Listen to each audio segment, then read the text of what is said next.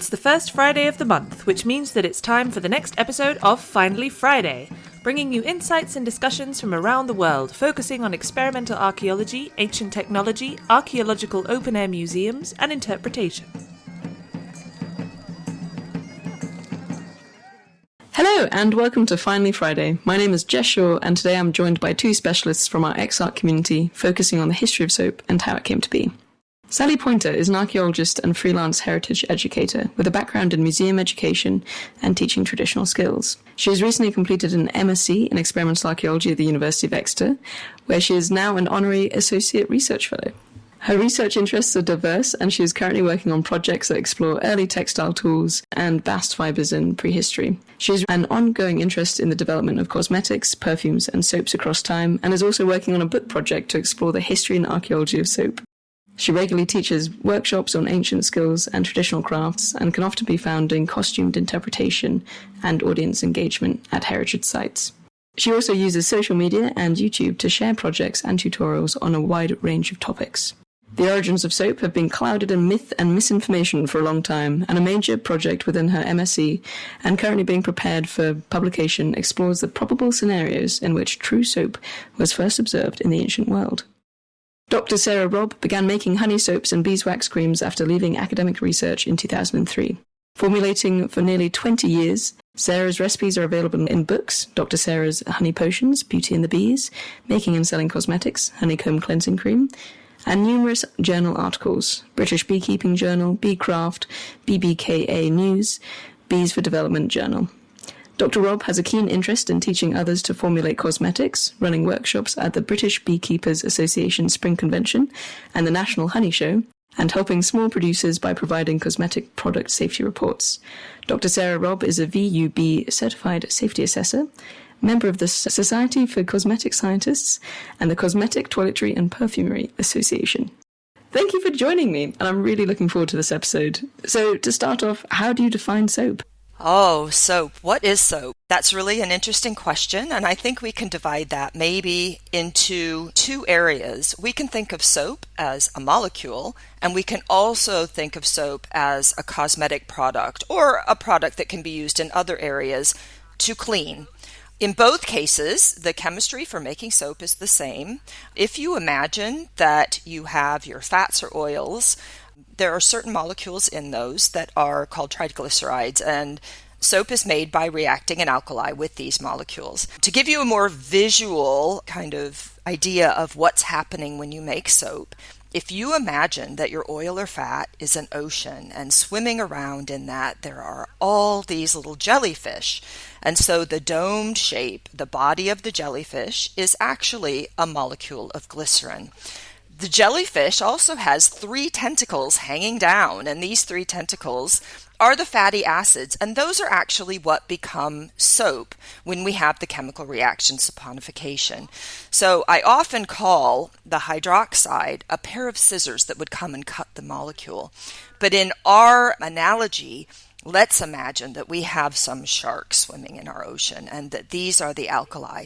They come along. They're not very nice sharks. They're going to be very mean to our little jellyfish. And they're going to come along and cut the little tentacles off the jellyfish. And what we end up with in our what was once oil is glycerin floating around the little bodies of the jellyfish and soap molecules floating around. So now we have these 3 soap molecules. Depending on the concentration, this soap can be used for cleaning or it can be used for other functions.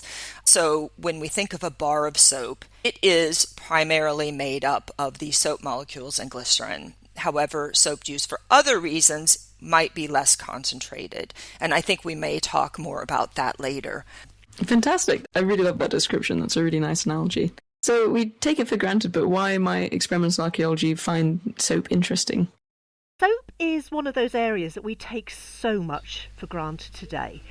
But we forget that humans have been interested in keeping things clean, they've been interested in cosmetic processes, and they've been interested in what we today would call chemistry and science for an awful lot of years. So when you start looking at the history of soap, partly it's a story of how modern chemistry comes into being, But it's also a story about the similarities as well as the differences between the people we are today and the people we were a few thousand years ago. Often when you start exploring the archaeological record, you'll find there are far more similarities between our earlier selves and us today than you might expect.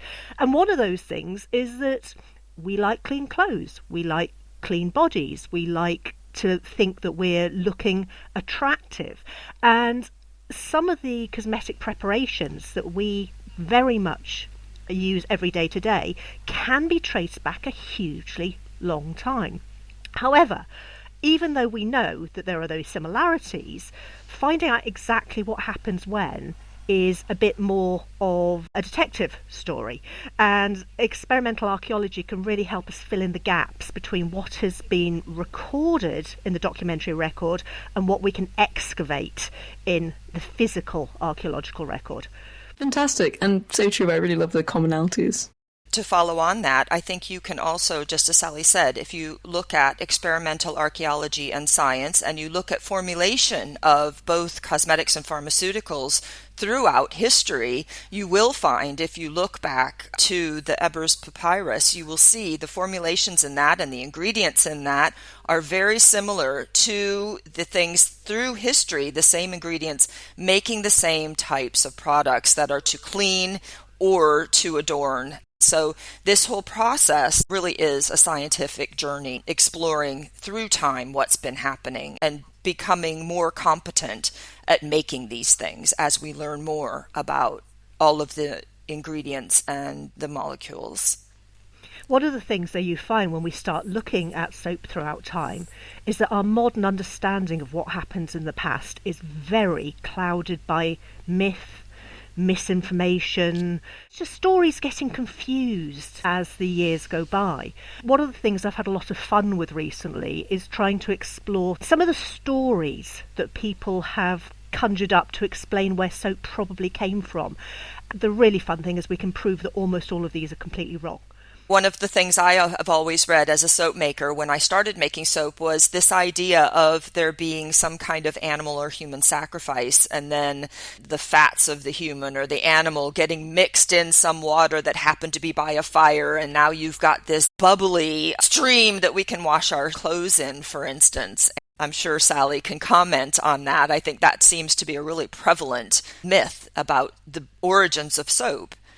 Definitely. There are a couple that turn up over and over again, and they turn up being repeated by actually very, very competent writers on science and soap and the evolution of ideas. But you can test them and work out that they don't work. So you had two different myths in your recollection there. The first is often described as the Mount Sapo idea, and this is a story that says that there's a mountain somewhere near Rome, I'm not sure if it actually exists or not, called Mount Sapo, on top of which there were sacrificial pyres to the gods. So you'd create your offering, kill an animal, burn it on the pyre so that the fumes would rise up to heaven, and while you're doing that, fat will render out of the carcass, drip down into the fireplace underneath, and then being on a mountain, this will trickle down the mountainside with the aid of rain, and at the bottom was an area where washwomen apparently did their laundry. Now the theory is that the fats and the alkali caused by mixing the ashes with the rainwater would give you conditions that would create soap. But we can test this experimentally. There was a researcher called Hedge back in the 90s who had a great deal of fun testing some of these myths experimentally. He didn't actually build a funeral pyre on top of a mountain, but he did use a dustbin lid with essentially a roast dinner that he set fire to in it, and then checked just how much fat, how much ash, and what happened when you then let it get rained on and things. You can demonstrate scientifically that although you may have the ingredients that you need, so you need fat and alkali, as Sarah explained earlier, what you don't have are the right conditions. It's a little bit like saying to somebody who's never done any baking today, oh, making a cake is really, really easy. You just take flour and fat and sugar and eggs and you've got a cake. Well, it might be the right ingredients. But Sally, I could use the same ingredients and I can make cookies. I don't have to make a cake. Yes, and this is exactly the point. It's the conditions, isn't it? It's not the ingredients that's the issue. We can find lots of scenarios where we've got the ingredients. Another one that's very popular is the campfire cleanup theory. And this goes along the lines of, there you are, roasting your mammoth by a campfire, and all your cooking equipment's getting lovely and greasy. So at the end of the day, being sort of tidy-minded cave people, as we are, we want to clean up. So we rub all of our greasy equipment with ashes and then rinse it off in water, and you've got lovely clean cooking gear and a nice mammoth roast. Now again, you've got ingredients that you need. You've got your fats, you've got the means of making alkali. You've probably actually done quite a good job of the washing up. It's not actually going to give you soap. It's a little like Sarah's saying, the same cake ingredients could make cookies, or they could make scones, or they could make a Victoria sponge. It's how you put it together that's important. And this is one of the areas we can test using experimental archaeology. And even if we can't pin down an actual reference that says this is the very first time and place that we made soap, we can go looking for the right scenario that would allow people not only to put those ingredients together in the right proportions and in the right conditions, but possibly more importantly, to see results in a form that makes people go, oh, something interesting is happening there. Wonder what this stuff is. And more importantly than that, because accidental discoveries happen all the time throughout history, a one-off chance discovery is one thing, but if somebody goes, oh heck, that's ruined my soap, and just chucks it away, well, it's not really a discovery. You've just got a ruined batch of soup. For somebody to then say, oh, this stuff that we've discovered, that does something interesting. I wonder if I can do it again. And then somewhere down the line to say, we've done this so many times now that we can do this any time we want to. Then you're starting to get a new discovery. We can tell when this doesn't happen, and we can tell when it does, but it's that gap in between. I think something interesting there too is that we consider making soap a craft. And certainly making cake is a skill as well. And so you could give those same ingredients to different people, and someone will have the intuitive skill to make it into soap and someone else won't. Probably this was passed on in a way where someone did figure it out and was able to repeat it, and then they were competent at making soap.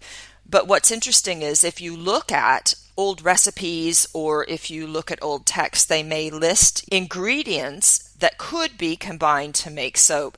But it's the experimental archaeologist's job to figure out how would they actually do that. I think it's important not to be influenced by our preconceptions of today, because we need to consider that they may have done things differently, and the idea that they could take those ingredients and make soap. Someone using a specific method could very well do that, whereas other people using today's knowledge may not get the result and may end up with something that they would consider as a failure in reproducing that product or making that product. Yeah, absolutely right. I completely agree. When I was exploring this potential earliest history of soap fairly recently, I drew up a fairly immense table of references to what today we would probably call proto-soaps. There are a lot of references in the ancient world. I'm talking places like Sumeria, Babylonia, Egypt, roughly 4,000 years ago, where there are a lot of documented references to mixtures of oils and alkali. So sometimes the alkali will be potash, it might be natron, it might be an organic alkali like wood ashes. Frequently, it's not explained which alkali in question. But these are mixtures of oils and alkali that are listed as cleansing pastes. And yeah, they absolutely work. If you just mix a reasonable quality of alkali with a reasonable quality of fat, you'll get something that feels a little unusual to our modern tastes, but will absolutely cleanse. What they're not, though, and this is why they're proto-soaps, they're not actually soaps, because the reaction hasn't happened. And I'm sure Sarah can explain more about why a chemical reaction is so critical. This is really, really interesting to me. We actually make products very similar to this today. But if we look at the experimental archaeology of these proto-soaps, I would say that this reaction between the alkali and these fats and oils, we are making soap molecules, but we are not making soap. One of the methods that we still use today to make cleansing creams is using a very dilute alkali solution and adding that to fats to make enough soap molecules to act as a surfactant, to make an emulsion and to make a thickened product that won't bubble when we use it, so we don't recognize it maybe as soap itself. However, the molecules are still there. It is a cleansing product, and this proto-soap, I would argue, could be the very first cleansing cream. I completely agree. I'm thinking in particular of a recipe that I'm sure you know very well, Sarah. It's one that's in the Ebers Papyrus, so 16th century BC. And it essentially recommends that you mix oil, honey and natron into a mash, which you then pound into, well, it translates as a plant puree, into a sort of an aqueous plant extraction. I'm fairly sure that you'd agree with me that this is going to make some sort of aqueous cream that probably doesn't foam, but that alkali element, the natron, helps emulsify it into something that's probably actually quite a pleasant cream to use. Yeah, I agree 100%, and I would love to recreate that. That's one on my list. May I interject and ask what natron is? Natron is a naturally occurring alkali salt. It's not a million miles from things like bicarbonate of soda. It's not quite the same, but it's not a million miles from that. And a lot of people today will have come across it as one of the ingredients that we used in embalming mummies in ancient Egypt. It's used as a desiccant and a preservative. Fantastic, multi-purpose. So lots of lovely overlaps with these ingredients. It's probably a very weak alkali. I can imagine a situation where you mix that with water and oils or fats and you can make an emulsion. But similarly, thinking about this even further, let's say we have some potash, we make a lye with ashes, and it's a very weak solution. If we mix that with fats and oils, then I think we also will get an emulsion. It might be a bit gray and may not look fantastic, but I think that that could also be used as either a moisturizer or a cleansing cream or something along those lines. So I think when we look back, maybe people are trying to take proto-soaps and fit them into what we believe soap is today. Maybe it wasn't soap, as we call a soap product, but it did contain soap molecules and was used for cleansing. But one of the things that we can trace is the point at which we do start seeing what we would call true soaps in the documentary record. So we go back 4,000 years ago to the Mesopotamian world, and we have all these different types of proto-soaps, some of which are industrial. They're listed as for scrubbing floors or for cleansing wool, some of which are cosmetic, like the one we just talked about from the Ebers Papyrus. Come forward a couple of thousand years in time, once we're into the Roman world, the documentary evidence suggests that true soap is known about. Several writers talk about it as options for both cosmetic purposes and as medical options. People like Pliny even talk about it in terms of almost a recipe. So there's a very, very famous quote from Pliny where he says that soap is an invention of the Gallic peoples for making the hair red. It's made from suet and ash, and the best was from beech ash and goat suet. Comes in two kinds, thick and liquid, both used among the Germans, more by the men than by the women. Now, this is almost a recipe. He's not only telling us what type of fat to use, he's telling us what ashes to use to create the lye sauce. But even more interestingly, he's saying very specifically, this is a cosmetic preparation. It's used for the hair. Very popular with men, because as we all know, men are far vainer than women when it really, really boils down to it. Particularly in the ancient world. No generalisations here at all. But it comes in two kinds, thick and liquid. People have worked out the difference between hard and soft soaps, which means that they're capable of manipulating lye sources.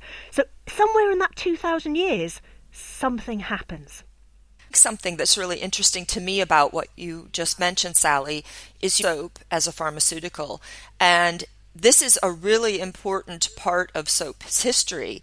The same methods were used to make pharmaceutical soap. And in fact, for many of the early pharmaceuticals, soap was a basis or a component in the pharmaceutical preparations. They also, for pharmaceutical soap, knew that you could use different lye sources to make soft green soap, for instance, or bar soap. And they were used pharmaceutically in different ways. There's this vast overlap of cosmetic and pharmaceutical preparations where you could argue that for a very long time they were very much the same, and then cosmetics branched off from pharmaceutical preparations. Absolutely. There are so many overlaps between what we today would think of as being very different areas of human experience. Today, we very, very rarely think of the cosmetic industries and the medical industries as being closely aligned, unless you're going for something like cosmetic surgery. But they are part of the same set of understanding, research, ingredients, and experiences. When we try and trace what's happening, it's really important that we keep a very open mind about where to look for evidence. I did a little bit of work recently trying to find a plausible scenario for the first observation of true soap in a setting where not only was it likely to be happening in a repeated fashion, so over and over and over again, but also where it would be observed by people who understand the ingredients well enough to be able to say, something interesting going on there. There's definitely something interesting going on there. That's a bit different than what happens in other situations, and we can do this deliberately and we can make use of it. I think I've got a reasonable scenario where we start moving away from proto-soaps and into true soaps. And again, this is within this wider batch of industries. So for soap to form, we not only need fat and an alkali. The alkali must be in a form that's accessible to the fats, and that usually means that it's in solution. It doesn't have to be, but it usually means it's in solution. Just mixing dilute lye and fat together may give you a few molecules of soap at the points of contact, but it's not going to give you a huge amount. What you need for true soap to form are the right ingredients in the right qualities and quantity, but they have to be combined in a setting that generally involves heat, agitation, time, and enough of everything for them to really come together. So this gives us a very specific setting that things happen in, and we think we can pin it down. Because in the ancient world, there is an extremely well-developed perfume industry. This is very, very well documented. There's an awful lot that was written down both at the time, but also in modern research about how the perfume industry in the ancient world works. So we know about their ingredients, we know about their recipes, we know about their methods. And one of the key methods is to soak perfumed ingredients in fats, and then you strain them. You strain them through cloth. We're talking 4,000 years ago. Cloth is a very, very valuable commodity. You are not going to strain your fats and chuck away the piece of cloth at the end of it. That needs degreasing. Coincidentally, at the same period in time, there is a professional laundry industry, and this is also documented. We can trace that launderers can be professional. They even note down the sorts of pots that they're using and the sorts of settings that they're working with. Now, if you take your greasy cloth that you've strained your very precious perfumed oils through, and you want to get it clean, the best way to get it clean is by boiling it in a lye solution. Now that does give you the conditions where you will see soap. And we can test this experimentally. I've done a series of experiments with different strengths of lye, different sources of lye, different types of oily cloth. And the amount of lye that will give you the cleanest cloth will also give you the best bubbles on your pan of laundry. But what's really, really important is it doesn't just happen once. It happens every single time you do this. And launderers, because they're used to getting things clean, are a body of people who are able to look at that and go, oh, now that's interesting. Even though I've just washed that pan of greasy cloths, the stuff that's left over afterwards is actually better at cleaning than the raw lye was to start with. So I think we might have it. I think we might know where real soap is first observed. You can explain this chemically because each oil or fat has something called a critical micelle concentration.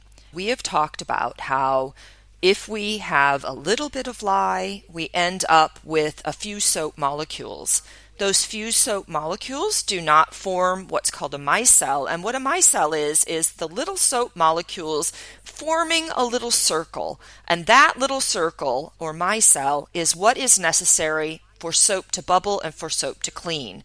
So there's a critical concentration for each oil fat to make micelles. And so what's happening is, as you put that cloth in the lye, you are making enough soap molecules to reach that critical micelle concentration, and then you have the formation of bubbles and the opportunity to use that product as a cleanser to clean other things. If it's too dilute, we won't have that formation of those little spherical compounds of soap, and we will not have any cleaning function. And so, Sally, your experiment in the archaeology of soap shows that under these conditions, we can reach that CMC value or level, and we really are having soap forming in that pot as a cleaning product. It's absolutely fascinating how we can use modern science to explain something that people were observing through trial and error and empirical experience thousands of years ago. We're talking a 4,000-year gap between this potential scenario and the work that Sarah does today as a cosmetic chemist, but they are directly linked. There is very similar things happening. We just have very different ways of explaining them today. I would say that they are scientists. I think that everything we do is science. When you make soap, when you make a cake, you are a scientist. You are the person who has that special talent for always making that cake come out beautifully. They have very skilled hands and are good at the practical side of science. People ask that question. The launderers asked, what is this? What are these bubbles? Can I use these bubbles to clean other items? This all is very much a progression of science, and as we understood more and more, then we were able to kind of harness that information and perfect making soap. Yes, it's very much part of an ongoing story, isn't it? Because if we look back to most of the early history of soap, it's very much reliant on inconsistent lye sources. So you might be using pot ashes, wood ashes. If you're using ones from softwood plants, you're going to get a different quality of lye from if you're using hardwood plants. If you use ashes that have come from plants that grow near the seashore, they're rich in salts, so you're going to get a different quality of lye, which can then lead to hard soap rather than soft soap. It takes until the end of the 18th century before we can chemically synthesize lye sources, which then allows us to use what we would think of today as a modern scientific approach to making soap. Up until that point, yes, they're absolutely using science, but I think you could argue it's an art more than a science, because it relies on understanding your ingredients, understanding the materials, and adjusting the working practice for every single batch to get what you need. Whereas today, scientists like Sarah can understand the ingredients so very specifically that you can guarantee a batch will come out the way you intend. You mentioned the different ashes from the different woods can affect it. Is there one that you found is particularly good for making soap? Hardwood ashes generally are great. So even Pliny, he talks about beech ash. Well, beech is a high quality hardwood, and it does give very, very pure ashes, which give a good quality of potash. If we look back at port records from the medieval period through the Tudor period, probably a bit later as well, the demand for high quality soap in Britain is so high that we're not producing enough ashes of the right sort. We import them. We import barrels of ashes into Britain so that we can make the type of soap that modern commerce is demanding at that point. Interestingly, too, if we look at the history of lye, even after the scientists were able to synthesize lye, it was still very, very inconsistent. And if you look at the historic formulations, they are not written in a percentage kind of value. They use something called a hydrometer, where they actually measure the density of the liquid, and that's how they know whether or not the lye solution will be strong enough to make soap. And I know that Sally can tell a story about soap makers using this same idea of the density of lye prepared with ashes in a different kind of hydrometer, one we all have in our kitchen. Absolutely. When we look back at early soap references, one of the ways of telling whether your lye is strong enough is to see if it's strong enough to float an egg. And that egg is acting as a hydrometer. Now, many of us will have done this in our kitchens day to day. If you've got a batch of eggs, you think, oh, I should have used these eggs a while ago. Are they still fresh? Well, there's an old trick where you put an egg into a large glass of water. If it sinks and sits at the bottom, it's still good to eat. If it floats, there are too many gases changing within the body of the egg. It's probably not worth eating.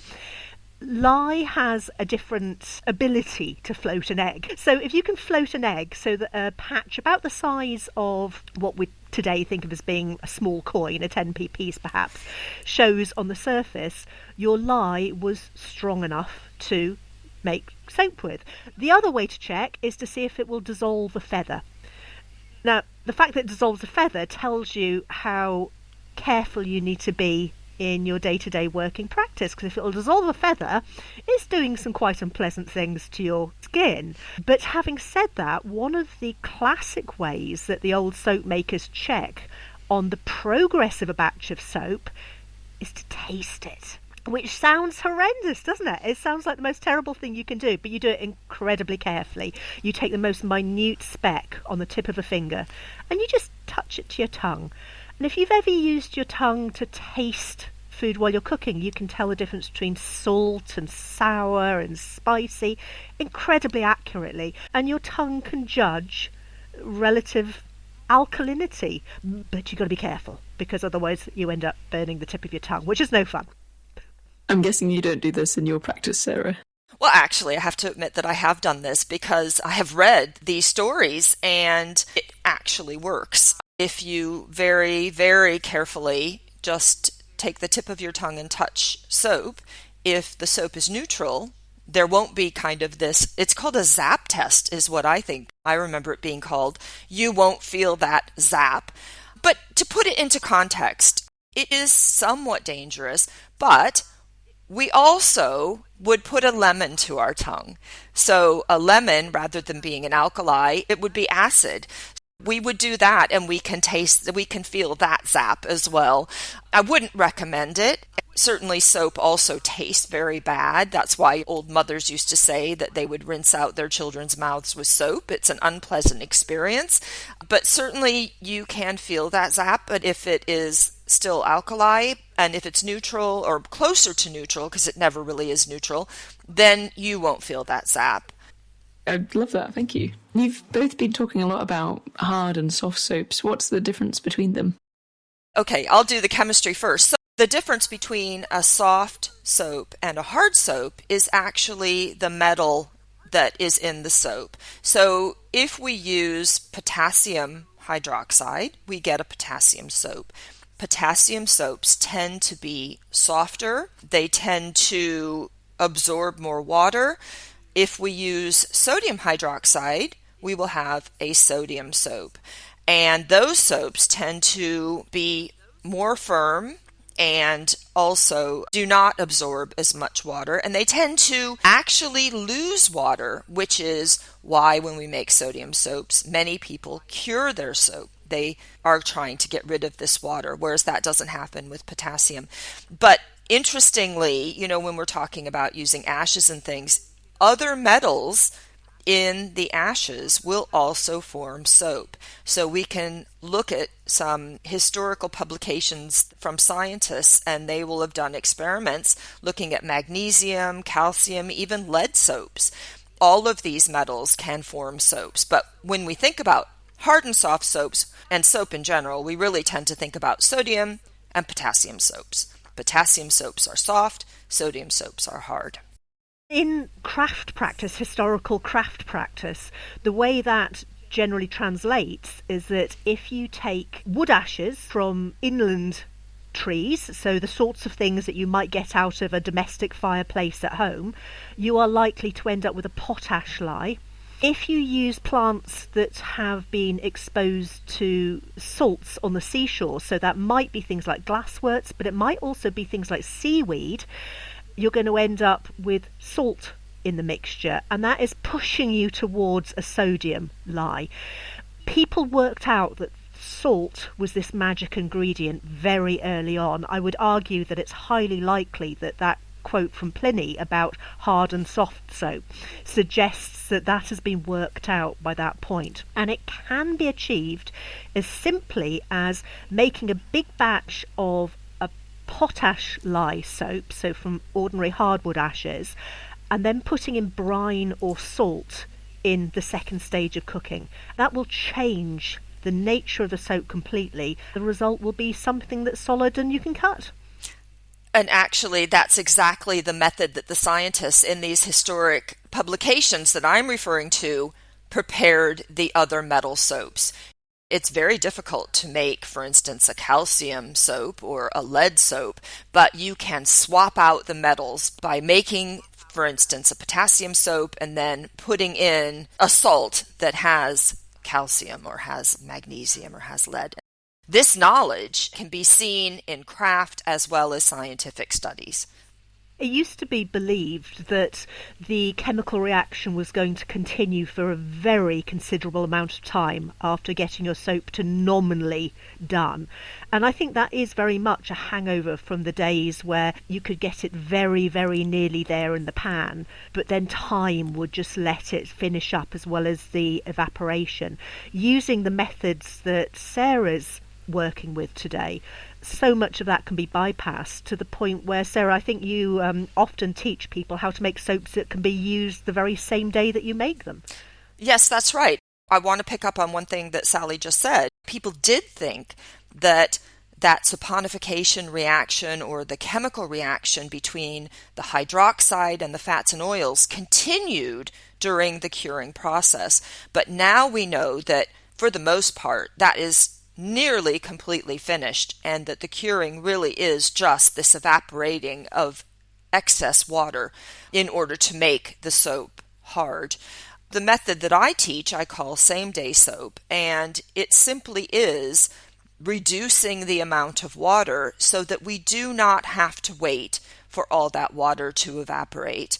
There are some historical studies that show that to make an ideal soap of any metal salt, there is a specific amount of water that is necessary to form a colloidal gel. This may be going off too far in a tangent, but what that really means is that if you start with that amount of water, the chemical reaction happens, you don't need to evaporate the water, and you have this beautiful colloidal gel of soap that already has micelles formed inside of it, and it can be used and it will form lather immediately after it cools. So there is no reason that you need to actually wait for this to cure, for instance. Fantastic. Do you guys have anything else you want to add or explore? The history and archaeology of soap is definitely an area with a lot still to discover. We're starting to understand how people went from the very earliest observations of the properties of fats and alkalis when mixed together to being able to observe true soaps to later point being able to produce both hard and soft soaps, there is still a gap in between. There's a 2,000-year period where we know something is changing. It's going from something that is being recognised and probably used repeatedly within a laundry setting to something that is being produced in a format that you could put into a jar or a bar and use for cosmetic purposes. There's clearly still work we can do to try and narrow down exactly where that happens. And at the other end of the spectrum is the work that chemists like Sara are doing to help us completely understand what's happening when, as modern craftspeople or small-scale enterprises, we mix different lyes with different fats to be able to develop exactly the products that we want today. And they are related. I absolutely love the idea that when a modern craft soap maker develops a new recipe, there is a direct link to washballs being made in the 16th century, to Castile soap being made in the 13th century, to laundry soaps being made in the 8th century, to the Romans, or the Gauls rather, washing their hair with goat fat soap to increase the red highlights 2,000 years ago. And then a direct link to people who we can almost struggle to imagine 4,000 years ago doing laundry to rescue very valuable cloth from the perfume industry so that the cloth could be reused again. It's an unbroken story, and it's one that's very much still happening. Absolutely. I think it's so fascinating to me, and as somebody who is now using a modern method, I learn so much by reading the history and looking back at what people did. I'm sure that I will go back and try and reproduce more of these historic formulations, maybe do my own experimental archaeology in my kitchen. Yes, I remember you mentioned prior to recording that you wanted to be an archaeologist in your childhood, and I hope you realise that you can participate in archaeology and contribute to experimental archaeology even now. There's no limit, which is fantastic. It's such an interdisciplinary subject. That's right. When I was a child, I guess it was watching the Agatha Christie films. I thought it would be so fantastic to be an archaeologist. But I grew up in the Midwest of America in Iowa, and in the summer we had 80% humidity and the temperature would be maybe 40 degrees, and I really didn't like the heat. And the other thing, my parents used to take us on camping trips where there were no campsites, so it was out in the dirt, and I hated to feel really sticky and dirty, and I thought, well, I really can't be an archaeologist. Fast forward to present day, and I discover Sally Pointer, who is a soap archaeologist, and I think I really missed the boat there. But unfortunately, that position is already taken, so I have found my own path. But no one told me that I could be a soap archaeologist. Very, very cool type of archaeology, I think. There's definitely room for more than one of us. You can definitely be a soap archaeologist too. Thank you. Fantastic. I love the variety. Thank you so much for the interesting discussion. It's really exciting because this is really new research that hasn't yet been published. As a final question, kind of linking to what you've been talking about, what are your plans for the future, and how can the EXARC community help to make a difference in regards to the points you discussed today? Is there anything we can do? Well, I'm hoping to publish an outline of this project in the EXARC journal. I think it is an area where the very huge diversity of people within the EXARC community are in a really good position to keep an eye peeled for those missing references. I'm sure in that missing 2,000-year gap, there are some shreds of evidence about what is happening where in this interesting growing understanding of the chemistry of fats and alkalis. And I wouldn't be at all surprised if it's somebody within the wider EXARC community who spots it in a totally different piece of research, and I just hope they remember to flag it up so I can spot it too. For me, one of my interests is the history of bee products in pharmaceuticals and cosmetics. And in addition to that, as you can tell, I'm very, very interested in soap. One of the things that I have been spending time researching is the history of pharmaceuticals. Going back as far as I've been able, what I find is that there is this incredible similarity and crossover between cosmetics or craft in a community and what was used to prepare medical formulations. I'm interested in how soap was developed in that sense and looking back further and again trying to find these missing pieces that will bring it together. And I really think that on Sally's side with the archaeology of soap and then me looking at the history of soap in pharmaceuticals, that there is kind of this connection. One of my obstacles is really a lot of the early medical texts are in Latin, and I don't speak Latin, so that's quite difficult, but perhaps I should be looking at experimental archaeological texts or going back and looking at other things to look for this information, because there wasn't this clear definition or division between pharmaceuticals and cosmetics or soap used for cleansing purposes, cosmetics, or pharmaceuticals.